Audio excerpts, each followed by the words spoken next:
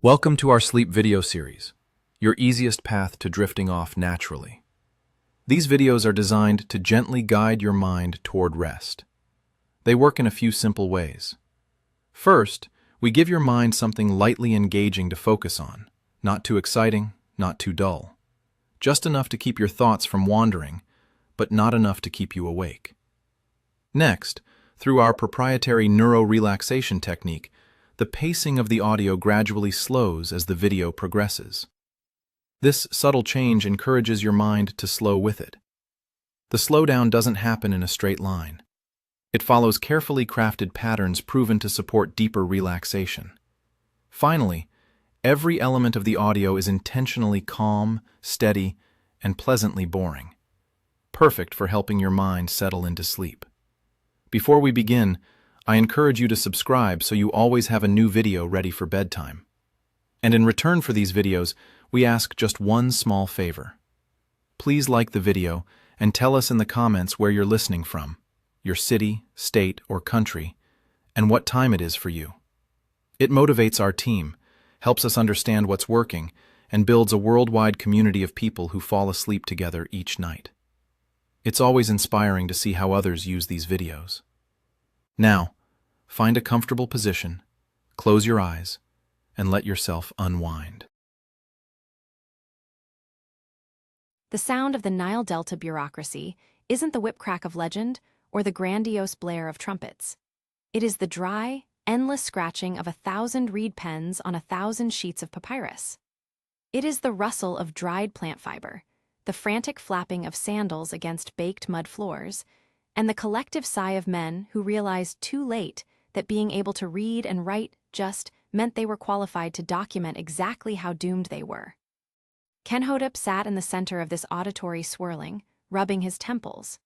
The heat in the Ministry of Public Works was a physical weight, smelling of wet clay and stale bread. He was a senior project coordinator, grade IV, a title that sounded impressive to his mother, but mostly meant he was the one who had to tell the high priest that the sacred incense shipment was stuck in customs because someone forgot to fill out Form 12B regarding flammable offerings. Khenhotep was a man of average height, average build, and significantly above-average anxiety. He had the receding hairline of a man who spent too much time worrying about structural integrity and not enough time praying to the wig gods. Just as he was about to dip his reed into his ink pot to sign off on an invoice for 200 bushels of lentils, a task that gave him a distinct thrill of competence, a shadow fell across his desk. It wasn't a normal shadow. It was the crisp, terrifyingly angular shadow of a royal herald. Khenhotep of the Delta, the herald barked. He was wearing the pristine white linen of someone who had never had to unjam a papyrus scroll from a storage tube. "That is me," Khenhotep said, standing up so quickly he knocked over his ink. A black puddle began to spread across the lentil invoice. "Is this about the grain silos? Because I told the vizier the moisture levels were." "You are summoned to the palace," the herald interrupted, looking at the spreading ink with disdain. "Pharaoh Khufu has had a vision." Khenhotep's stomach dropped. Visions were bad. Visions meant scope creep. Visions meant overtime. Visions meant that whatever calm, predictable life Khenhotep had built for himself and his wife, Merit, was about to be sacrificed on the altar of divine inspiration. "A vision," Khenhotep repeated weakly. "Right now." "Yesterday," the herald said, checking a small sundial deeply embedded in his wrist cuff. "You're already late." The journey upriver to the palace was a blur of panic. Khenhotep tried to mentally prepare for a standard infrastructure meeting. Maybe Khufu wanted a new canal, maybe a resizing of the palace gardens. He could handle canals. Canals were linear. Canals made sense. When he was ushered into the great audience chamber, however, the sheer scale of the map spread across the floor told him this was not about a canal. The room was vast, cooled by servants waving ostrich feather fans that thumped rhythmically, like a slow, heavy heartbeat. Pharaoh Khufu sat on a throne of gilded acacia, looking less like a god king and more like a man who had drunk too much caffeinated lotus tea. He was vibrating with energy. Standing beside him was Himiunu, the royal vizier and Kenhotep's direct superior, a man whose poker face was so cemented it could have been used as a structural foundation. Kenhotep, Khufu boomed. The man who fixed the supply chain for the Sphinx's nose job. Himiunu tells me you are a wizard with logistics. I manage distinct workflows, Your Highness, Kenhotep stammered, bowing low until his nose touched the cool limestone floor. Excellent, get up. Look at this, Khufu gestured broadly to the map. It was a drawing of the Giza Plateau. Smack in the middle of it was a triangle, a very, very large triangle. It's geometric great one, Kenhotep ventured. It's a pyramid, Khufu said, his eyes gleaming with the terrifying light of a micromanager. But not like Sneferu's. That one is bent. It looks like it gave up halfway through. My father's pyramid is fine if you like mediocrity, but I want something that says eternal dominance. I want it to pierce the sky. I want it to be visible from the moon, should Ra ever decide to send us there. Kenhotep squinted at the scale markers. Sire, based on these dimensions, this is 2.5 million blocks of stone. Give or take, Khepri waved a hand dismissively. And the average weight of said stone? Oh, 2 tons, some of the granite for the king's chamber. That's my room, will be 50 tons or so. You'll need to source that from Aswan. Aswan, Kenhotep choked. That's 500 miles upstream. Exactly, think of the synergy, Khufu beamed. So, here is the decree. I need this done before I die. The priests tell me my horoscope is looking a bit dicey around the 20-year mark. So, let's call it 20 years. Hard stop. Kenhotep did the mental math. It was a reflex he couldn't control. 2.5 million blocks. 20 years. That was 125,000 blocks a year. 340 blocks a day. Assuming a 10-hour workday, that was. Sire, Kenhotep said, his voice trembling. That requires placing a block every 2 minutes, for 20 years, without stopping, without holidays, without the Nile flooding season complications. We like to call those challenges, Khufu corrected, and I don't want to hear about impossible. I am a living god. Impossible is just a word people use when they don't want to work weekends. Use your workflows. Use your, what do you call it? That chart with the bars. The Gantt chart. Yes, but better, faster. I want this project agile, Kenhotep. I want a pivot. I want disruption in the burial sector. Himiunu stepped forward, handing Kenhotep a heavy roll of papyrus. You are now the supreme lead of vertical stone integration. Congratulations. Don't disappoint the Pharaoh. He gets cranky when he's mortal. Kenhotep was escorted out before he could ask about budget, labor unions, or the fact that the wheel hadn't really been popularized for heavy lifting yet. He arrived home late. His wife, Merit, was already asleep, the oil lamp sputtering low. He sat on the edge of his bed, smelling the faint scent of jasmine oil, and stared at the wall. He needed a plan. The old ways wouldn't work. The traditional bureaucratic waterfall method, where the Pharaoh asked for something, the scribes wrote it down, the quarrymen ignored it, and 10 years later everyone was executed, was too slow. He needed something dynamic, something revolutionary. He needed to invent Scrum. The next morning, the construction site at Giza was a cacophony of chaos. It was a vast expanse of sand, shouting men, and confused donkeys.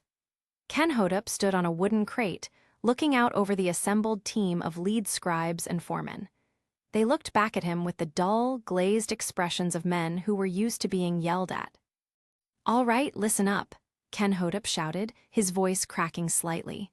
Forget everything you know about pyramid building. We are throwing out the old playbook. A large man in the front, Menkora, the foreman of the West Quarry, crossed his massive arms. We're throwing out the ramps, because the ramps are pretty important, boss. No, we keep the ramps. We are changing the management paradigm, Kenhotep declared. He motioned to 2 assistants who struggled to unfurl a massive sheet of papyrus he had spent the entire night preparing. It wasn't a list of decrees, it was a grid. Gentlemen, behold, Kenhotep announced, the Kanban board of Khufu. Silence, A fly buzzed loudly near Kenhotep's ear. "What are the little squares?" asked Neb, a scrawny scribe whose job was primarily to count chisels. "These," Kenhotep said, holding up a square of pottery shard with a crude drawing on it, "are tickets. This one represents quarry limestone block 4002. Currently, it is in the backlog column." He walked over to the papyrus and placed the shard in the first column, drawn in charcoal. "When Menkora's team starts cutting it, we move it to in progress. When it is placed on the pyramid, we move it to done. This way, we have visibility." Menkora stared at the shard. "You want us to move pieces of garbage around on a piece of paper." "It's about flow, Menkora. Flow," Kenhotep stressed, sweating profusely. "We are working in sprints, 2-week cycles. We don't look at the whole pyramid. That's too big. It's scary. We look at the next 2 layers. We commit to the layers. We deliver the layers." "And if we don't deliver the layers?" Neb asked, dipping his pen nervously. "Then we hold a retrospective," Kenhotep said grimly. "And we discuss why we failed the Pharaoh. And trust me, you do not want the Pharaoh joining our retrospective." The team shifted uncomfortably. The threat of royal intervention was a powerful motivator. "Now," Kenhotep clapped his hands, "we are doing our first stand-up meeting. Everyone stand, in a circle, no leaning." Technically, they were already standing, but they shuffled into a loose circle. The sun was beating down on their linen headcloths. "We go around the circle," Kenhotep instructed. 3 questions: what did you do yesterday? What are you doing today? And do you have any blockers? Menkora sighed, a sound like a bellows expelling air. "Yesterday, I hit a rock with a bigger rock. Today, I will hit a rock with a bigger rock. My blocker is that the rock is heavy." "Okay," Kenhotep said, massaging the bridge of his nose. "Good start, but let's be more specific. What is the velocity of the rock hitting? Are there supply chain issues with the chisels?" Then it was the turn of Tahotep, the logistics coordinator for the Nile barges. He looked sunburnt and weary. "Yesterday, I waited for the wind. Today, I am waiting for the wind. My blocker is that the river is low and 3 barges carrying the casing stones are stuck on a sandbar near Memphis." Kenhotep felt a twitch in his left eye. Stuck how?" "Physics," Tahotep said simply. "The boat is heavy, the water is shallow, the hippos are aggressive." "Mark it as a dependency," Kenhotep yelled at Neb, who frantically began scribbling bird glyphs onto a shard. "Red flag it, we need to dredge the channel, or get more rowers, or bribe the hippos. I don't care. This is a critical path item." The meeting dissolved into an argument between the copper smelters and the water carriers about who had the right of way on the supply ramp. Kenhotep watched them, realizing that agile in ancient Egypt mostly meant arguing faster.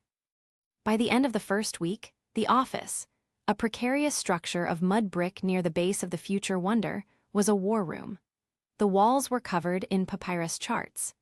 Kenhotep had invented the burn-down chart, but because ink was expensive and papyrus precious, they had commissioned a stonemason to carve the graph into a large slab of sandstone. Every evening, Kenhotep would stand before the sandstone slab with a piece of chalk, marking the downward trend of remaining work. "We are behind velocity," Kenhotep muttered to himself, staring at the line. It wasn't burning down, it was flatlining. "The velocity is flat. Why is the velocity flat?" Neb, who was currently trying to organize a stack of scrolls that kept curling up on him, cleared his throat. "It might be the glyphs, sir." "The glyphs?" "The foremen can't read the tickets," Neb explained. "You use the glyph for urgent, which is the hawk striking the snake, but the stonecutters think it looks like the glyph for lunch break, which is the hawk eating the snake. So whenever they see a red ticket, they stop working." Kenhotep put his head in his hands. "We have a UI/UX problem. Great." "Also," Neb added, "the stone burn-down chart is heavy. The interns hurt their backs trying to update it yesterday. They want to file a grievance." Kenhotep walked to the window, a hole in the mud wall, and looked out at the site. It was impressive in a terrifying way. Thousands of men dragging sleds, pouring water on the sand to reduce friction, chanting in rhythm. The noise was a physical thing, a grinding, rhythmic roar. He had to boost morale. He had to align the stakeholders. "Call a town hall," Kenhotep said. "Everyone, all 5,000 of them, at the base of the ramp." The town hall was less an organized meeting and more of a dusty riot waiting to happen. 5,000 laborers, stonecutters, water carriers, and overseers stood in the baking sun. They smelled of sweat, onions, and resentment. Kenhotep stood on a raised platform, a primitive megaphone made of rolled cowhide in his hand. "Friends, colleagues, human resources assets," he bellowed, his voice echoed off the limestone bedrock. "We are gathered here today not just to build a tomb. Any king can build a tomb. We are building a legacy." A heckler from the back, probably a mortar mixer, shouted, "We're building a backache." Laughter rippled through the crowd. "I hear you," Kenhotep pivoted. "I hear your pain points, and that is why we are introducing new incentives. The Pharaoh, may he live forever, wants you to know that he values your output. That is why, starting today, we are engaged in gamification." He motioned to Menkora, who reluctantly held up a shiny copper medallion. "The crew that places the most blocks this sprint," Kenhotep announced, "will receive the Order of the Golden Beetle, and double rations of onions." The crowd murmured. Onions were good. Onions were currency. "But wait," Kenhotep continued, desperate to sell the agile mindset. "We are also flattening the hierarchy. If you see a way to drag a block faster, you tell us. We put it on the backlog. We iterate. We don't just haul stone, we haul stone smarter. We are agile like the cheetah, steady like the ox." "Does the ox get paid overtime?" the heckler shouted again. Kenhotep wiped sweat from his eyes. "We are looking into the overtime compensation package. It is currently in review with the vizier." "We want beer," someone shouted. The chant started low, then swelled like the tide. Beer, beer, beer. In ancient Egypt, beer wasn't just a drink. It was a food group, a salary, and a reason to live. It was a thick, nutritious, slightly alcoholic gruel that made dragging 2 tons of rock across the desert bearable. Kenhotep raised his hands, panic rising. "The beer is coming. It's a supply chain issue. The fermentation tanks in Memphis act up when the humidity drops." "No beer, no block," the chant changed. "No beer, no block." Kenhotep looked at Menkora. "Is that a strike? Are they striking? Can they do that?" Menkora spat into the sand. "It's the stonecutters' union, boss. Local 404. They're tough. Last time a pharaoh stiffed them on malt, they carved his nose off his statue." Kenhotep grabbed the megaphone. "Listen, we will pivot. We will prioritize the beer shipment. I will make it a P0 ticket, the highest priority. I will personally go to the brewery and scream at the yeast if I have to." The crowd settled slightly, but the tension remained, thick as the dust in the air. Back in the office, Kenhotep collapsed onto his stool. He checked the stone burn-down chart. The line was still flat. He had 19 years, 11 months, and 2 weeks left. Himiunu the vizier walked in. He didn't knock. Doors were for poor people. "The Pharaoh is asking for a status update," Himiunu said monotonously. "He wants to know why the pyramid is currently 0 feet tall. He says his vision board has it much taller by now."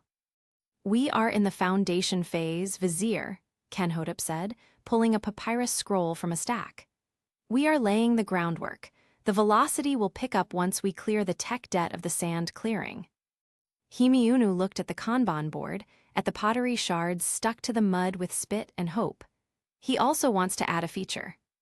Kenhotep froze. "A feature." "He wants boat pits. 5 of them, buried around the pyramid, full-sized ships, so he can sail across the sky in the afterlife." "Boats," Kenhotep whispered, "in the desert."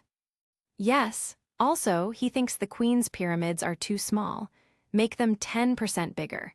And he wants the casing stones to be white limestone from Tura, not the local yellow stuff. He wants it to shine so bright it blinds people." That changes the entire sourcing strategy," Kenhotep said, his voice rising in pitch. "We have to renegotiate with the Tura quarries. Their lead times are 6 months. Figure it out, Agile 1, Himiunu said, turning to leave. Oh, and the priests say the star alignment requires the entrance to be exactly on the north face, offset by 23 cubits. If you miss by an inch, the pharaoh's soul gets eaten by a demon. No pressure. Himiunu left. Kenhotep sat alone in the darkening office. The sound of the chisels had stopped for the night, replaced by the chirping of crickets and the distant, ominous rumble of hungry workers waiting for their beer. He looked at the blank space on the wall where the pyramid was supposed to be. He looked at his backlog, overflowing with pottery shards. He looked at the clay tablet where he kept his own personal to-do list. He picked up his stylus and wrote. 1. Invent geometry. 2. Invent supply chain management. 3. Don't die. The reed pen scratched loudly in the silence. Outside, the wind howled through the empty desert, sounding suspiciously like a stakeholder asking for just one more small change. Kenhotep sighed, picked up a fresh lamp, and turned to his scribe, Neb, who was dozing in the corner. Wake up, Neb, Kenhotep said softly. Why is it the flood? Neb jerked awake. No, Kenhotep said, staring at the map of the quarry. We're going to need a bigger sprint. He unrolled a fresh papyrus. Write this down. Subject, Project Cobra. Status, red, mitigation strategy. We are going to invent the concept of middle management shifts. If I have to stay up all night worrying about limestone density, so does everyone else. But boss, Neb rubbed his eyes. The union. Forget the union, Kenhotep said, a manic glint entering his eye, the glint of a man who has realized that the only way out is through. I have an idea. We tell them the beer is sacred. That drinking it is a form of prayer. We get the priests to bless the kegs. Then we tell them the faster they build, the holier they get. That's manipulative, Neb noted. That's leadership, Kenhotep corrected. Now, get the clay. We need to make a ticket for divine intervention. Just then, a thundering crash echoed from outside. The ground shook, dusting debris from the ceiling onto Kenhotep's perfectly organized desk. Menkora burst into the room, breathless. Boss, the barge, the one with the granite lintels for the king's chamber. Did it arrive? Kenhotep stood up, hopeful. Sort of, Menkora winced. Someone tried to drift it around the bend. It capsized. The granite is at the bottom of the Nile. Kenhotep stared at him. The silence stretched, long and heavy. Bottom of the Nile, Kenhotep repeated. Deep bottom, crocodile territory. Kenhotep slowly sat back down. He reached for the pottery shard that represented the granite shipment. He didn't move it to blocked. He didn't move it to in progress. He simply picked up the shard, walked to the window, and threw it as hard as he could into the night. Neb, Kenhotep said, his voice eerily calm. Yes, boss. Start a new chart, call it Miracles Required. And the beer, Menkora asked tentatively. The boys are getting restless. They're sharpening their chisels and not for the stone. Kenhotep looked at the flickering lamp. He could hear the chanting starting up again, louder this time. No beer, no pyramid. No beer, no pyramid. Menkora, Kenhotep said, grabbing his staff. Do you know how to ferment barley in a hurry? No. Well, Kenhotep adjusted his linen kilt. Welcome to the first ever Agile Brewing Hackathon. Grab a bucket. The headache that throbbed behind Kenhotep's eyes the next morning was not entirely due to the previous night's desperate, experimental brewing session. While the Agile ale, a rush job fermentation that tasted vaguely of yeast and urgency, had quelled the immediate riot, the dawn brought with it a silence that was far more terrifying than the chanting. It was the silence of a backlog that had grown sentience and was waiting to ambush him. Kenhotep stood on the bank of the Nile, the cool mud squelching between his toes, staring south. The granite was gone. That was a sunk cost, literally. But the granite was just the garnish. The main course was the limestone, 2.3 million blocks of it, and currently his ready-for-development column was emptier than a tomb raider's conscience. It's a geometric progression of failure. A dry, nasal voice droned from behind him.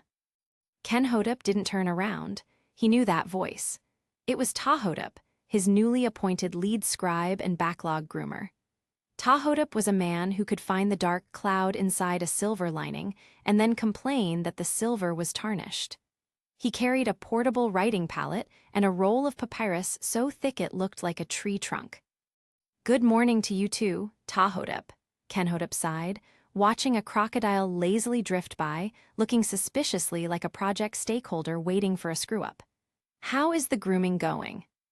"The grooming is a disaster," Tahotep said, stepping up beside him. He unrolled the scroll with a snap of his wrist. It hit the ground and rolled for 10 feet. "I've been refining the user stories for the Chira quarry. You put down source limestone, but that's an epic, Kenhotep. That's not a story. It needs to be broken down. We have quarry block, shape block, transport block, argue with boat captain, and pray Ra doesn't smite us. Each one of these has dependencies." "Just put them in the sprint," Kenhotep said, waving a hand. "We have a velocity target to hit." "We don't have a velocity," Tahotep corrected, dipping his reed brush into black ink. "We have a stumble, and the Chira quarry overlord Mararuka has rejected our pull request." Kenhotep spun around. He rejected the order. On what grounds? "He says the acceptance criteria were vague. Also, he wants more grain. He says the price of emmer wheat has gone up due to a locust infestation in the south, and he's invoking the force majeure clause of the contract." "Force majeure," Kenhotep sputtered. "We are the Pharaoh's workforce. We are the force majeure." "Tell that to Mararuka," Tahotep droned. "He's holding the high-quality white casing stones hostage until we renegotiate the SLA." Kenhotep rubbed his temples. This was the sourcing nightmare he had feared. He had to secure millions of tons of stone from a man who treated limestone like it was lapis lazuli. "Fine," Kenhotep snapped. "Schedule a sync with Mararuka. But first, we need to deal with the transport. The river is dropping." "The river is definitely dropping," Tahotep agreed, making a small, depressing tick mark on his scroll. "And the Hippopotamus Guild is active near the Memphis Bend. They capsized 3 reed rafts this morning. They are technically blocking the critical path." "Can we remove the hippos?" "I put a ticket in for hippo mitigation, but the Hunters Union is asking for hazard pay. And spears with bronze tips. We're out of bronze. Supply chain issue." Kenhotep groaned, a long, guttural sound that frightened a nearby ibis. "Let's get to the office. I need to write the status report for the Pharaoh before he decides to pivot to a cube instead of a pyramid." The walk back to the mud brick nerve center of the operation was a gauntlet of sensory overload. The air was thick with limestone dust that tasted of chalk and antiquity. Everywhere, the sounds of industry clashed, the clink-clink-clink of copper chisels, the cracking of whips, which Kenhotep had strictly rebranded as motivational auditory cues, and the grunting of men hauling sledges. But there was a new sound today, a rhythmic clapping, not the clapping of encouragement, but the slow, synchronized clapping of organized dissent. Blocked by a massive camel traffic jam near the workers' village, apparently someone had double-parked a caravan of figs right in the intersection. Kenhotep and Tahotep had to squeeze through an alleyway to reach the construction ramp. There, standing atop a half-finished course of masonry, was Ramses. Ramses was the foreman of the stonecutters, a man whose biceps had their own zip codes. He was holding a large slab of slate above his head. "Kenhotep," Ramses bellowed. The clapping stopped. A sea of dusty faces turned toward the project lead. "Ramses," Kenhotep said, forcing a smile that felt like cracked clay. "Great velocity yesterday. The burn-down chart is looking warm." "We aren't burning down anything today," Ramses shouted, tossing the slate down. It shattered dramatically. "The boys and I have had a stand-down." "A stand-up," Kenhotep corrected. "We do stand-ups." "No, we sat down, and we talked," Ramses crossed his arms. "These 12-hour sprints, they're killing us. My back hurts." Kafir's knee popped out, and Hotep over there got crushed by a 2-ton lintel because he was too tired to dodge. "That was an unfortunate impediment," Kenhotep noted diplomatically. We logged it. Logged it, Ramses stepped down, looming over Kenhotep. We want benefits, scribe man, we want the scarab plan. Kenhotep blinked, the scarab plan. Full health coverage, Ramses listed on his fingers, which were as thick as sausages. If we get crushed, our families get grain for life. If we lose a finger, we get a silver ring to replace it. And we want dental. The grit in the bread is grinding our teeth to nubs. Dental? Tahotep whispered, horrified. Do you know the budget impact of dental for 10,000 men eating sand bread? And, Ramses added, leaning in close, smelling of sweat and onions, we want to renegotiate the done criteria. Right now, done means perfectly polished. We think done should mean looks good from the ground. We can't change the definition of done mid-sprint, Kenhotep cried, clutching his wig. The Pharaoh has high standards. He wants it to last for eternity. Then pay us for eternity, the crowd roared. I will take this to the stakeholders, Kenhotep squeaked, retreating. Put it in the backlog, Tahotep. Tag it as blocker, labor relations. They fled to the safety of the office, which was currently being invaded by a family of goats that had eaten the Q3 projections. Kenhotep shooed them out and collapsed at his desk. He had to write the report. The Pharaoh demanded a weekly update on a scroll made of the finest papyrus, written in the highest register of hieroglyphics. Okay, Kenhotep said, dipping his brush. Dictate, Tahotep, we need to spin this. Issue 1, the strike, Tahotep said monotone. Do not write strike, Kenhotep commanded. Write, workforce optimization pause, we are, realigning resource allocation. Issue 2, we are out of stone, Tahotep continued. Write, sourcing opportunities have expanded to new geographic regions. We're going to open a quarry in the south, a really far south one. Issue 3, velocity is 0. Write, we are consolidating energy for a massive dynamic push. Kenhotep began to sketch the glyphs. This was the trickiest part. Bureaucratic Egyptian was a language of nuance, and Kenhotep wasn't a trained scribe of the Thoth Academy. He was a manager. How do you write accelerating velocity? Kenhotep asked, creating a symbol that looked like a bird falling off a cliff. It's the cheetah glyph, Tahotep advised, followed by the wind symbol. Kenhotep drew a cat and some wavy lines. That looks like farting lion, Tahotep observed critically. It conveys power, Kenhotep argued. Now, for the burn-down chart, we need to visualize the progress. He grabbed a fresh sheet. We'll use metaphors. The Pharaoh loves metaphors. This frog represents the uncompleted work. This snake is the team. The snake eats the frog. The priests interpret the frog as the goddess Hecate, bringer of life, Tahotep warned. If you draw a snake eating the goddess of life, the Pharaoh might interpret that as you threatening his fertility. Kenhotep stared at the drawing. Fine, we'll use blocks, just squares, a stack of squares getting smaller.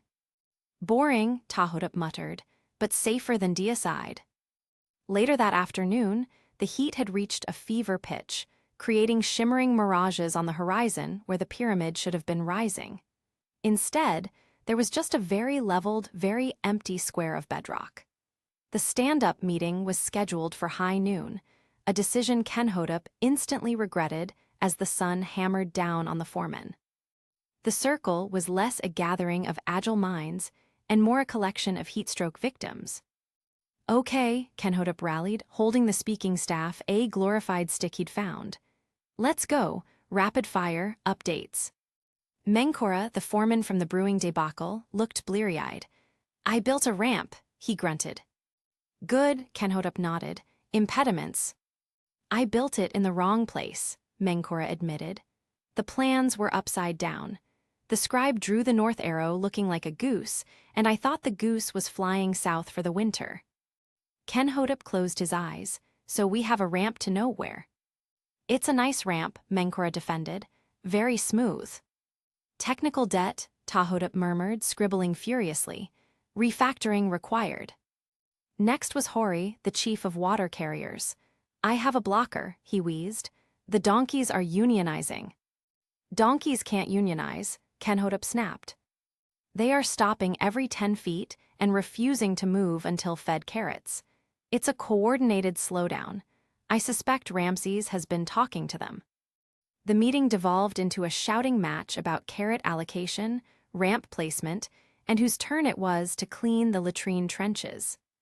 Kenhotep felt his soul leaving his body, much like the Ka leaving the Ba, but with more paperwork.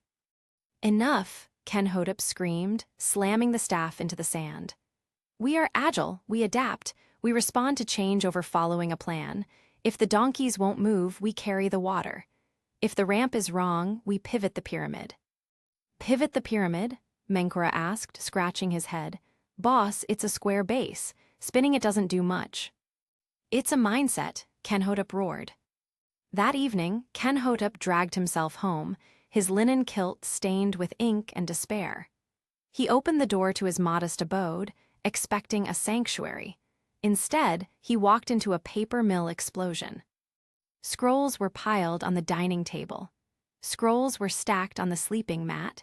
His children were building a fort out of rejected invoices. Merit, his wife, stood in the middle of the room, holding a basket of laundry and looking like a thunderstorm about to break. "Kenhotep," she said, her voice dangerously low. "Light of my life," Kenhotep tried, stepping over a stack of inventory. Chisel handles broken.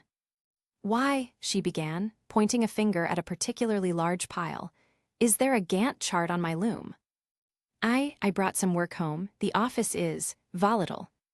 "You said this project would get you a promotion," Merit said, kicking a scroll aside. "You said, Merit baby, it's just a big triangle, simple geometry, in and out, 5 years tops." "It has been 2 years, Kenhotep, and you haven't laid the first course. And why are there 3 stonecutters sleeping in our courtyard?" "That's the Tiger team," Kenhotep explained weakly. "They are specialized troubleshooters. I needed them close for the morning sprint planning." "I want my house back," Merit stated. "And I want you to stop talking in buzzwords. You told our son to circle back when he asked for a hug." Kenhotep winced. "I did that, I'm sorry, I'm just... The backlog, Merit, the backlog is infinite." He barely slept that night. He dreamed of frogs eating snakes and snakes eating donkeys and the Pharaoh eating him. The next morning brought the terror he had been dreading. The royal barge docked at the Giza Quay. It wasn't Khufu. The god-king rarely visited the mud, but it was worse. It was Himiunu the vizier, accompanied by a retinue of audit scribes. These men didn't carry tools. They carried red ochre paint, used for marking mistakes.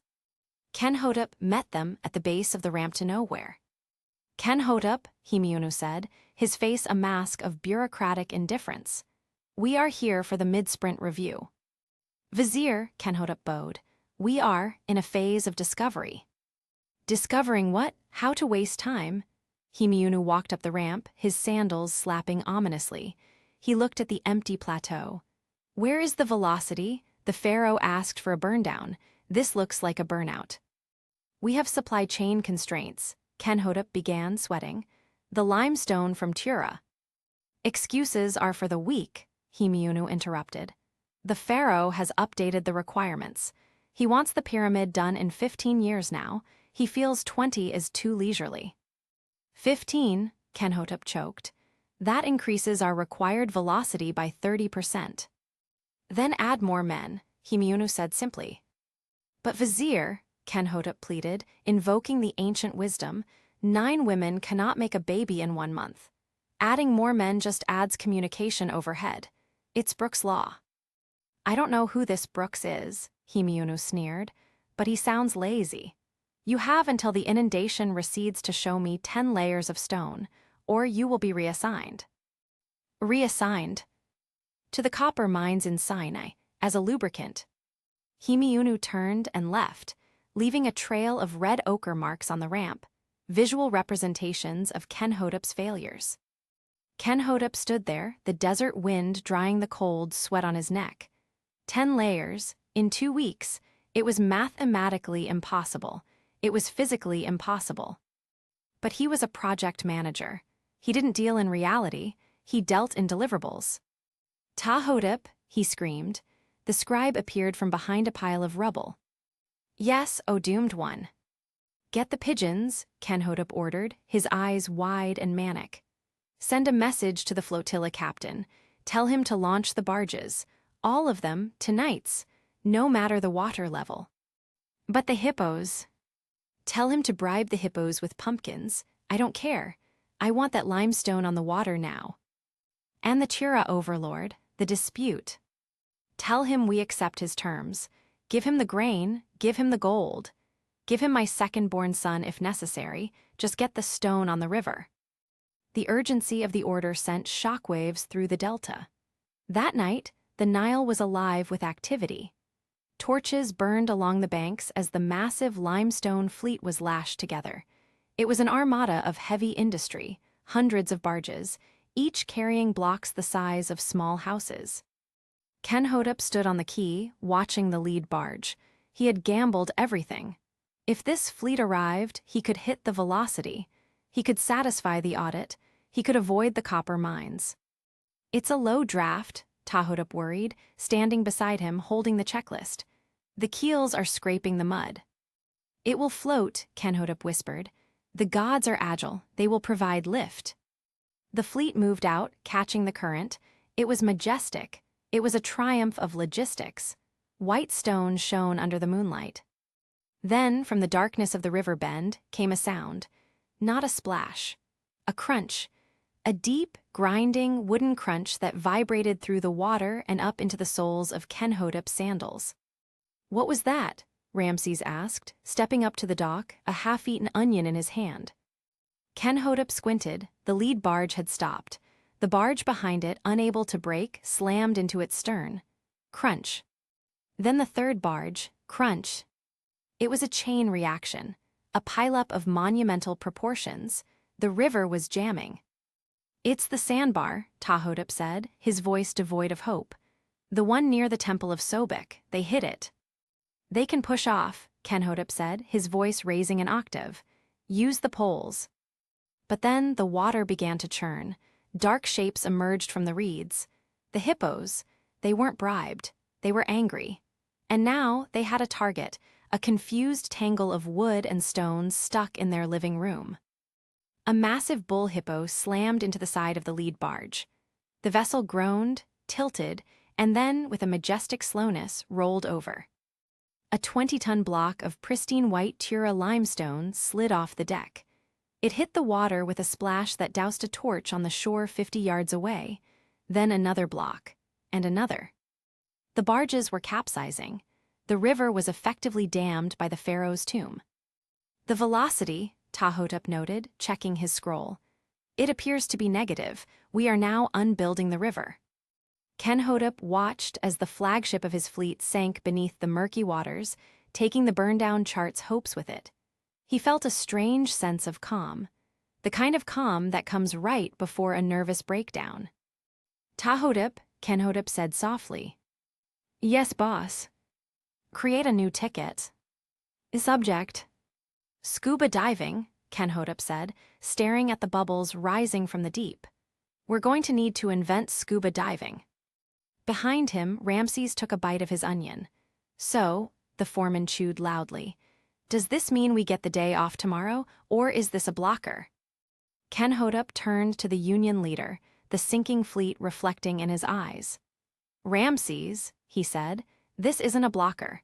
This is a feature request from the river gods, and we are going to hold the most difficult retrospective in the history of Egypt. The river did not forgive, and it certainly did not care about quarterly projections. The sunken armada of limestone barges had formed an accidental, chaotic dam across the main channel of the Nile, creating a churning backlog of water that was quickly flooding the lower shanty towns of the workforce. To Kenhotep, standing ankle-deep in rising silt, it looked less like a disaster and more like a visual representation of his current mental state. Blocked, overflowing, and smelling faintly of dead fish. So, Tahotep said, his stylus hovering over a damp scroll, I'm creating a specialized ticket for this. I'm calling it the Great Wet Stop. Should I assign it to the hippos or the boat captains? Assign it to acts of God and move it to the won't do column, Kenhotep muttered, wiping river spray from his face. We can't salvage the stone. It's gone. We need to pivot. We need local sourcing. Local sourcing?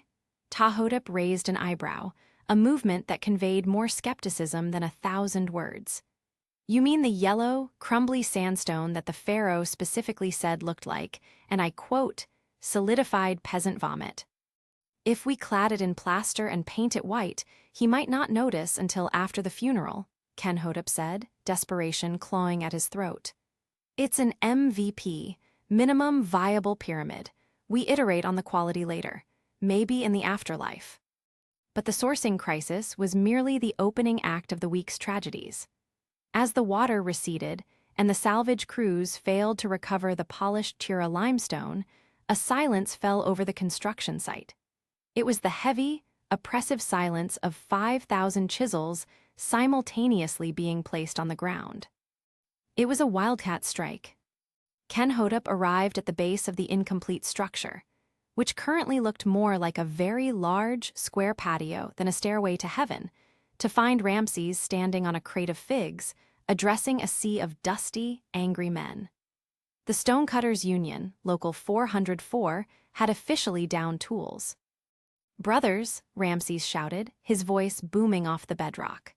We are told to sprint, but where are we sprinting to? An early grave. The backlog grows, but our rations shrink. The ramps are steep, the dust is choking our lungs, and management refuses to install shade awnings for the noon stand-up. Here we go, Kenhotep whispered, massaging the bridge of his nose. He stepped forward, raising his hands in a gesture he hoped looked benevolent rather than terrified. Team, can we circle back? Can we take this offline? We are offline, Ramses roared, pointing a calloused finger at Kenhotep. We are disconnected. We demand a retrospective on working conditions. The ramp angle is 40 degrees. That is unsafe. We have had 3 herniated discs and 1 case of a man rolling all the way back to the quarry this week alone. Kenhotep climbed onto a lower stone block, trying to look authoritative despite being shorter than everyone else. I hear you. I value your feedback. But look at the burn-down chart. If we stop now, the velocity drops to 0. The Pharaoh is watching. Do you want the Pharaoh to come down here and conduct a performance review personally? A murmur of fear went through the crowd. Khufu's performance reviews usually involved crocodiles. We want hazard pay, a voice shouted from the back, and sunscreen, the aloe supply is critically low. And, Ramses crossed his massive arms, we want bonuses. Not onions, we have enough onions, we want equity. Equity, Kenhotep blinked, in the pyramid. No, you fool, in the afterlife. We want guaranteed placement in the field of reeds. We want a clause in the Book of the Dead that says, these guys built the big triangle, let them in the VIP section. Kenhotep laughed nervously. I don't have admin access to the afterlife credits. That's a priestly stakeholder issue. Then get us something else. Thinking fast, Kenhotep reached into his sash and pulled out a withered lotus flower he had picked up from a shrine earlier. Okay, listen up. We are introducing a new incentive program. Spot bonuses. For every 10 blocks placed ahead of schedule, the team gets rare, imported lotus flowers. They smell nice. You can put them in your hair. They are highly liquid assets in the perfume market. The crowd stared at the flower. It drooped sadly in the heat. And extra beer, Kenhotep added quickly. High-gravity mead from the royal reserves. The tension broke. The promise of royal mead was enough to override the risk of spinal failure. Ramses stepped down from the crate. Fine, we sprint, but if the beer isn't cold, we walk. Work resumed, but it was a grueling slog. The ramp epic, the massive project of building the earthen incline to drag stones higher, had exploded in complexity. As the pyramid rose, the ramp had to grow longer and wider to maintain the gradient. It was a logistical hydra. For every layer of stone added to the pyramid, 10 layers of mud brick and rubble had to be added to the ramp. The backlog was cluttered with tickets that made Kenhotep want to weep. Ticket 4055, stabilize ramp foundation. Ticket 4056, water dirt to prevent dust, dependency, water. Ticket 4057, scrape mud off sled runners. And then came the sandstorms. They weren't just wind, they were abrasive walls of grit that scoured skin from bone. They hit in the middle of Sprint 42, turning a productive Tuesday into a blinding nightmare. Productivity plummeted. During the daily stand-up the next morning, held inside a half-collapsing storage shed while the wind howled outside, the mood was apocalyptic. Update, Kenhodop barked, coughing up sand. Go. Menkora, the quarry foreman, looked like a breaded cutlet covered head to toe in dust. Blocked, he spat. Can't see the stone. Can't cut the stone. Can't find the stone. I think we lost the south face of the quarry. It's just gone under a dune. It's a visibility issue, Tahotep noted, writing on a clay tablet because the papyrus kept blowing away, marking it as external blocker, weather. It's not weather, whispered panic-stricken Neb, whose job was alignment. It's Seth, the god of chaos. He is displeased with our velocity. I saw a jackal peeing on the cornerstone yesterday. It's a bad omen, a critical bug in the spiritual code. We are not logging curses as bugs, Neb, Kenhodop snapped. We are logging them as risks. Is there a workaround?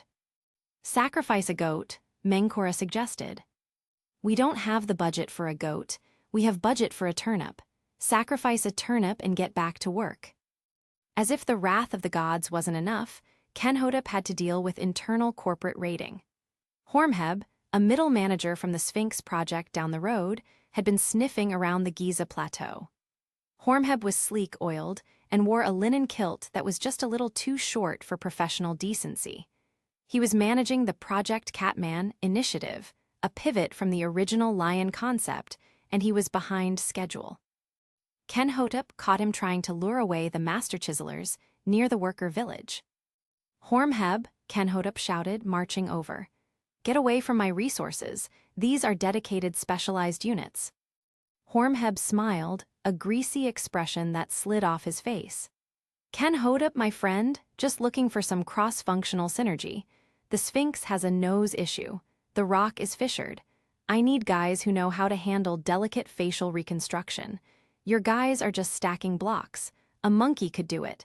My project requires artistry. My project receives the soul of the god king, Kenhodop retorted. Your project is a glorified lawn ornament. You touch my chiselers, and I will file a grievance with the vizier so fast your headcloth will spin. Touchy, touchy, Hormheb tutted. You know, word in the palace is that your burn-down chart is looking a bit asymptomatic. Flatlining. Maybe you have too many resources. Maybe the Pharaoh decides to reallocate. Just saying. Agile means being lean, Kenhodop. He walked away, but the threat hung in the hot air. Hormheb was right. The chart was flat. The sandstorm had cost them a week. The strike had cost them 3 days. The sunken barge was a month's setback. Kenhodop returned to his office to perform the most creative writing exercise of his life, the Pharaoh's monthly status report. Writing for Khufu was an art form. You couldn't say failed. You couldn't say delayed. You had to use hieroglyphs that conveyed optimism while obscuring reality. How do we say we are 6 months behind schedule without getting executed? Kenhodop asked Tahotep. Use the turtle glyph, Tahotep suggested, but put a flame behind it, a turbo turtle. It implies we are slow but purposeful with potential for sudden acceleration. And the height issue, he wanted it to be 200 feet by now. It is 40 feet. Draw a really tall man standing next to it, Tahotep shrugged. Check the scale, or use stacked beer mugs. The Pharaoh likes beer. If we represent height in kegs, he might get thirsty and stop reading. Kenhodop sighed and began to draw. He created a section called User Stories for the Afterlife. He drew a picture of the Pharaoh sailing a boat across the sky. As a supreme ruler, I want a vertical launch pad so that I can dominate the stars. Below it, he drew the pyramid. He made it look very pointy. He didn't label the axis. It's abstract, Kenhodop decided. It's a concept drawing. We are delivering value incrementally. The foundation is the value. Without the foundation, the top falls down. We are front-loading stability. You are front-loading bullshit, Tahotep said, but it's good calligraphy. To boost morale, and because the HR scroll suggested periodic team bonding events, Kenhotep organized a sunset cruise on the Nile for the senior foreman. It was meant to be a relaxing retrospective, a safe space to discuss process improvements. He commandeered a flat-bottomed skiff, loaded it with mediocre wine and stale bread, and pushed off from the reed banks. "Okay, team," Kenhotep said, standing at the prow as the boat drifted listlessly. "Let's do a start, stop, continue. What should we start doing? What should we stop doing?" "Stop hitting us," Ramses said immediately, tearing off a chunk of bread. "We don't hit you, those are tactile reminders," Kenhotep corrected. "Noted, put it on the board, what else?" "Start serving meat," Menkora said. "I'm tired of lentils, I have gas that is scaring my wife." "And continue," Neb chimed in, looking nervously at the water, checking for crocodiles. "The crocodiles are a non-issue," Kenhotep waved his hand. "We have a perimeter." Thump. The boat shuddered violently. "That was a log, right?" Kenhotep asked. A massive, scaly tail slapped the water violently, splashing wine all over the retrospective board. "That is an animated log with teeth," Neb screamed. The team-building event dissolved into chaos. It was less of a retrospective and more of a frantic paddling exercise. Ramses used the speaking staff to whack the crocodile on the nose. Menkora threw the stale bread at it, which, surprisingly, the crocodile refused to eat, a scathing critique of the catering.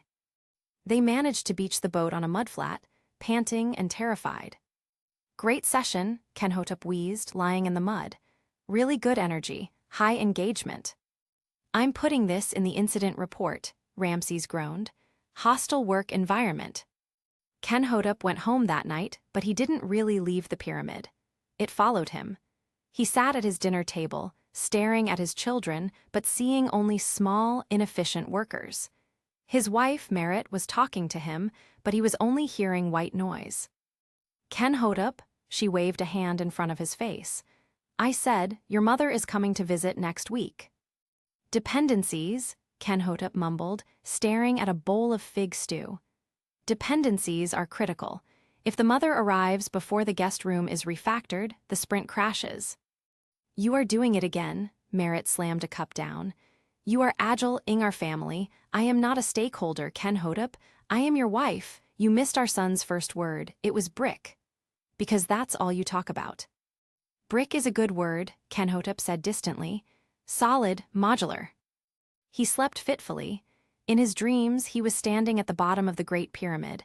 But it wasn't made of stone, it was made of papyrus scrolls, millions of them. Each one was a change request. Make it pink. Make it spin. Make it float. The pyramid began to wobble. Kenhotep tried to hold it up, but his arms were made of wet clay. He looked up, and at the very top, standing on the capstone, was Khufu. The Pharaoh opened his mouth, but instead of a voice, the sound of a dial-up modem came out, or the ancient equivalent, the screeching of 1,000 unoiled hinges. The scroll pyramid collapsed, burying him in paperwork. He woke up screaming. "We need to pivot," he yelled into the darkness. The next morning, the summons came. Not a herald this time, but a squad of the royal guard. They didn't ask him to come, they simply picked him up by the armpits and carried him to the pallet litter. The journey to the palace was silent. Kenhotep tried to calculate his survival odds. They were low. Inside the throne room, the air was different. It wasn't the manic energy of the project kickoff. It was something colder, more desperate. Khufu looked older. He looked tired. He was staring at the miniature model of the Giza Plateau, moving little pieces around with a trembling hand. "Kenhotep," the pharaoh said, not looking up. "The priests tell me the stars are moving faster than predicted. Precession. The alignment of Orion is shifting." "Astronomy is tricky, your highness," Kenhotep ventured, kneeling so low his chin hit the floor. "They say I have less time," Khufu said softly. Then he snapped his head up, his eyes burning with a terrifying intensity. The deadline has moved. Kenhotep felt his stomach dissolve. Moved, back to 25 years, that would be. Forward, Khufu laid a heavy hand on the model. 5 years, you have 15 years total. 5 have passed, you have 10 years left. 10, Kenhotep squeaked. Sire, we haven't even finished the bottom third, the volume of stone, the physics, the laws of the universe. Change the laws, Khufu flipped the model table. Wooden pyramids scattered across the floor. I am the law, and there is a scope change. Of course there was. The capstone, Khufu whispered, stepping over the debris. The Benben stone. It was going to be granite covered in gold leaf. I have decided that is too cheap. Too plebeian. Too cheap, Kenhotep whimpered. I want solid electrum, one massive piece, cast in the fires of the south, polished until it rivals the sun itself, and I want it to emit light. Can we make it glow at night? Glow at night? Kenhotep's brain was trying to process the request. You want bioluminescent metal. Sire, we haven't invented electricity, or magic. Figure it out, Khufu roared. Agile, innovate, disrupt the darkness, and one more thing, the internal chambers, I saw a sketch. Too cramp. I want a grand gallery, a massive hall ascending into the heart of the tomb, corbelled arches, high ceilings. I want to be able to park a chariot in there. But the structural weight, the stress loads. Do it, Khufu commanded. Start tomorrow. If you fail, I will bury you under the first layer of the next pyramid, as foundation fill. Kenhotep was thrown out of the palace. He stood in the blinding sun, his mind a blank slate of terror. 10 years. A glowing solid gold capstone, a cathedral inside a mountain of rock. And he currently had a flooded quarry, a striking union, and a rival stealing his chisels. He walked back to the site. He found Tahotep sitting on a rock, sharpening a reed. How did it go? Tahotep asked, not looking up. Did we get a budget increase? We got a timeline decrease, Kenhotep said, his voice hollow. 5 years shaved off, and the scope has doubled. We need to build a grand gallery inside the core while simultaneously accelerating the exterior casing. And we need to source a block of electrum the size of a house that glows in the dark. Tahotep stopped sharpening. He stared at the reed. He snapped it in half. I'm going to go write my will, Tahotep said. No, Kenhotep grabbed his arm. His eyes were wide, manic, filled with the terrifying clarity of a man who has looked into the abyss and decided to organize it. We aren't dying, we are scaling. Scaling. We are going to hold an all-hands meeting, Kenhotep declared, looking at the chaotic construction site. And I don't mean just the stonecutters, I mean everyone, the farmers, the fishermen, the shopkeepers. We are going to draft the entire population of the Delta. That's conscription. It's extreme staffing, Kenhotep corrected, and we are going to gamify it. Whoever brings the biggest rock gets tax exemption for life. Suddenly, a deep, resonating rumble shook the ground. It wasn't a barge. It wasn't an earthquake. It came from the direction of the supply ramp, the massive earthen slope that was the only artery feeding the pyramid. Dust rose in a choking cloud. Voices screamed. Boss, Ramses came running, his face pale beneath the grime. The ramp. The fast-track ramp we built with the loose rubble to save time. Yes, Kenhotep braced himself. It collapsed, it slid. It took out the bakery and the brewery. Silence stretched across the Giza plateau. The brewery, Kenhotep whispered. Gone, buried under 10 tons of mud. Kenhotep looked at the sun setting, blood-red against the horizon. The deadline was impossible. The specs were insane, and now the beer was gone. He slowly reached for his papyrus scroll. Tahotep, he said, his voice trembling. Yes. Create a ticket, priority, critical, title, the end of the world. And the description. Kenhotep looked at the angry mob forming near the ruins of the brewery, torches flickering to life. Description, run. Kenhotep did not run. The instinct was there, a primal urge to flee toward the delta and hide in a basket of reeds like a biblical baby, but purely for tax evasion purposes. But his legs refused to cooperate. Instead, he watched the mob of thirsty, dusty, angry stonecutters advancing toward the collapsed brewery, their torches flickering like the burning eyes of Anubis. He realized then that he had one card left to play. It was the ultimate corporate maneuver, rebranding the disaster.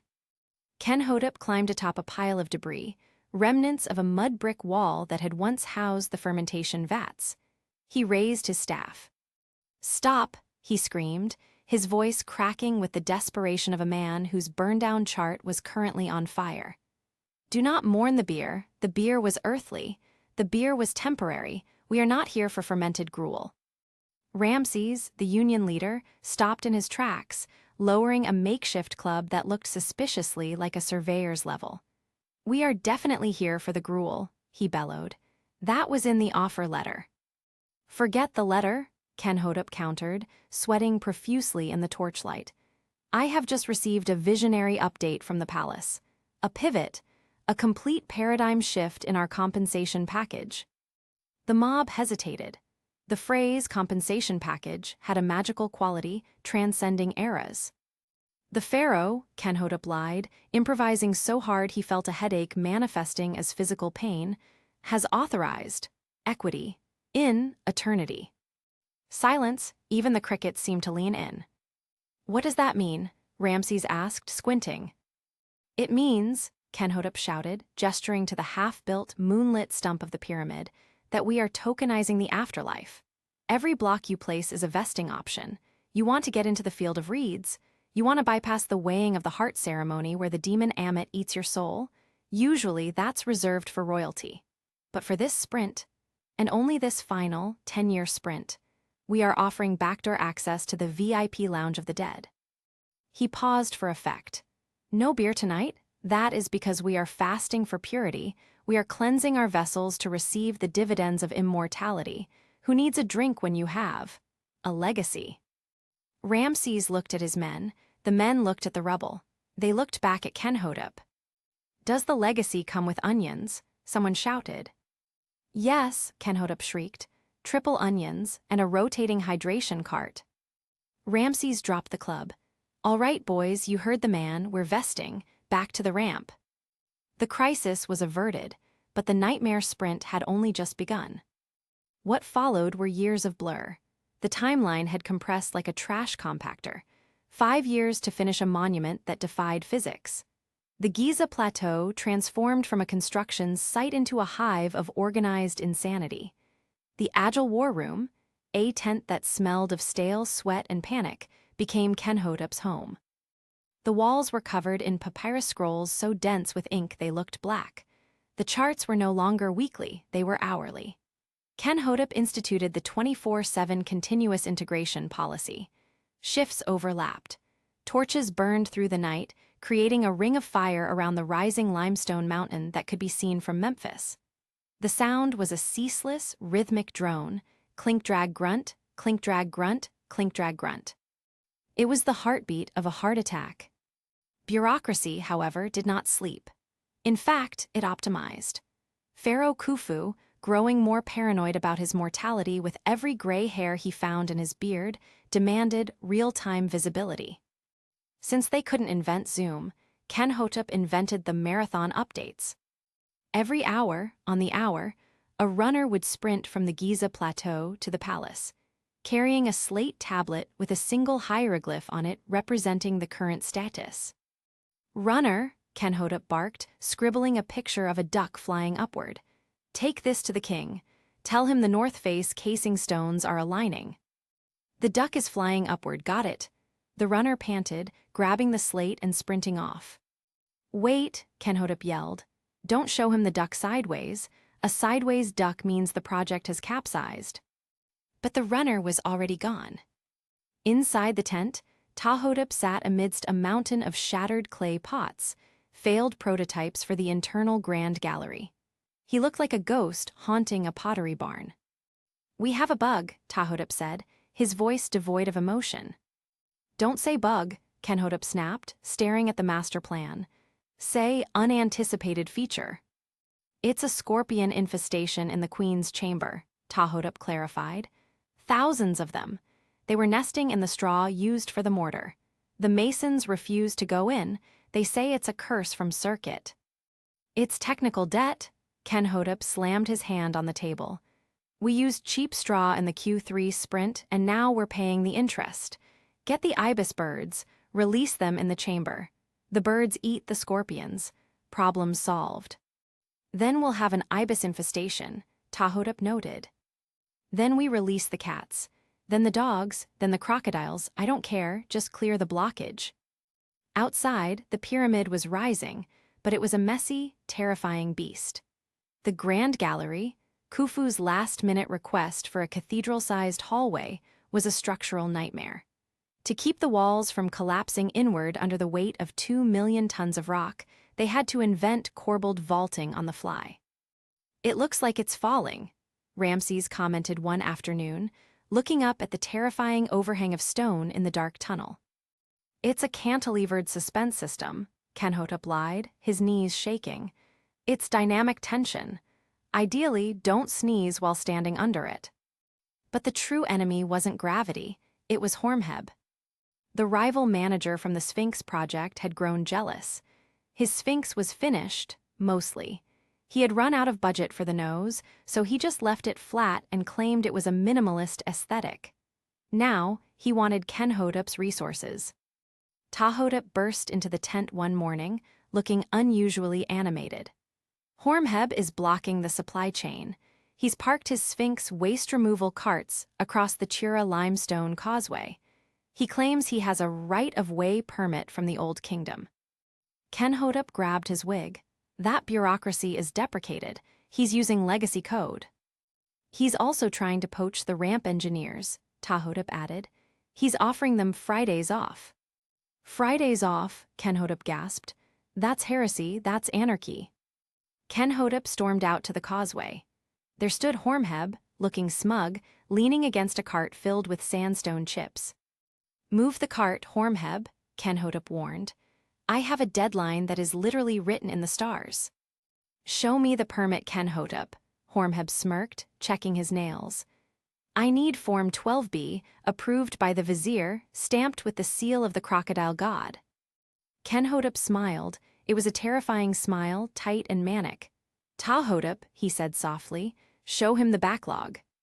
Ptahhotep stepped forward and unrolled a scroll. But he didn't stop unrolling it. He let it drop. It rolled, and rolled, and rolled. It rolled past Hormheb's sandals, past his cart, and down the hill. It was 50 feet of pure, unadulterated bureaucratic compliance. We foresaw your interference, Ptahhotep said. This is a preemptive injunction, signed by the High Priest of Ptah, declaring the Sphinx project a non-critical decorative asset. And here, he pointed to a glyph halfway down the scroll, is a clause that says any obstruction of the royal tomb results in the obstructor being used as fill material. Hormheb paled. He moved the cart. You didn't really get the high priest to sign that, did you? Ptahhotep asked as they walked away. No, Ptahhotep whispered. I just traced a picture of a very angry hippo and stamped it with red mud. But Hormheb doesn't read hieroglyphs, he just looks at the pictures. The years ground on. The pyramid grew. It became a monster that consumed stone, bread, and dreams. Ptahhotep missed his children's growth spurts. He missed his own birthday. He missed the feeling of not having a constant ulcer. Finally, the day arrived, the code freeze. The structure was done, 2.3 million blocks, 481 feet high. The white casing stones were polished so smoothly you could see your own exhausted reflection in them. All that remained was the release, the deployment. The capstone. The Benben stone arrived on a special barge, miraculously floating despite being made of solid electrum, an alloy of gold and silver. It was blindingly bright. It sat on the quay, pulsing with heat and expense. Okay, Ptahhotep rallied the team at the base of the final ramp. The ramp was now a perilous spiral hugging the pyramid, dizzyingly high. This is it, the final deploy. Do not drop the root password. Do not drop the stone. Ramses looked at the gleaming pyramid ion, then at the terrifyingly steep ramp. "It's heavy, boss, and the ramp is slick. The water carriers over-moisten the mud to reduce friction, but now it's like grease." "We use sand," Kenhotep ordered. "Dry sand, for traction, forming a buffer layer." The ascent was a spectacle. Thousands of workers lined the plateau, silent. Up on the giddy heights, a team of the strongest oxen and men hauled the ropes. Kenhotep stood at the very top, on the small, flat platform that was about to disappear forever. The wind was howling up there, threatening to blow him off toward the Mediterranean. The capstone inched upward, creak, slide, grunt. Khufu was down below, watching from a golden pavilion. He was squinting. He had sent a runner up 5 minutes ago asking why the gold wasn't shinier. "Almost there," Kenhotep whispered, holding his breath. The stone reached the lip of the platform. Ramses and his elite team heaved. Then disaster. A rope snapped. The sound was like a gunshot. The massive gold pyramidion lurched backward. It began to slide. "No," Kenhotep screamed. He didn't think. He threw himself at the stone. Not that his body mass would stop 2 tons of gold, but it was a gesture of pure project ownership. Ramses roared, his muscles bulging like sacks of melons, and slammed his shoulder into the gold. Hold the line." It teetered on the edge. One way, it slotted into place, completing the greatest wonder of the world. The other way, it slid down the side of the pyramid, probably killing the vizier and definitely ruining the quarterly review. "It's stuck," Ramses gritted out. "The angle, it's off by a degree." "The shim," Kenhotep yelled. "Where is the shim?" "We didn't bring a shim. It wasn't in the user story." Kenhotep looked around wildly. He saw Tahotep standing frozen, clutching his master scroll, the backlog of 10 years of suffering. The thick, leather-bound roll of papyrus. "Give me the backlog." Kenhotep snatched the scroll from Tahotep's hands. "But the records, the compliance." "Deploy it." Kenhotep jammed the thick scroll under the corner of the teetering golden stone. It acted as a perfect wedge. "Push." With a final, guttural roar, Ramses and the team shoved. The capstone slid over the scroll, crushing 10 years of bureaucratic complaints into dust, and thunked deeply into its socket. The fit was perfect. The gold caught the midday sun and exploded with light, blinding half the assembly below. A cheer rose up from the Giza plateau, a sound so loud it reportedly startled cats in Babylon. Kenhotep collapsed on the warm gold, panting. He was alive, it was done. The ticket was moved to done. The descent was a blur of congratulations and dizzying relief. When Kenhotep reached the ground, his legs jelly, he was met not by executioners, but by Himiunu the vizier, who was actually smiling. It was a terrifying sight. "Kenhotep," Himiunu said, clapping him on the shoulder, creating a cloud of dust. "Impressive, very impressive. The Pharaoh is pleased. He says the shininess is adequate." "Adequate is good," Kenhotep wheezed. "I accept adequate." "He wants to reward you." Kenhotep felt a flicker of hope. A villa by the Nile, retirement, a quiet job counting ducks. "He has a new vision," Himiunu beamed. "He was looking at the valley to the south. He thinks it looks empty. He wants a labyrinth." "A labyrinth?" "Yes, a maze, 3,000 rooms. 12 palaces combined, all underground, complicated trapdoors, crocodiles in the basement, and he wants it done in agile." Kenhotep stared at the vizier. He looked at the pyramid, his beautiful, finished, nightmare pyramid. "He calls it the Labyrinth of Hawara. He wants you to lead the kickoff meeting. Tomorrow morning, 7:00 a.m. Bring donuts."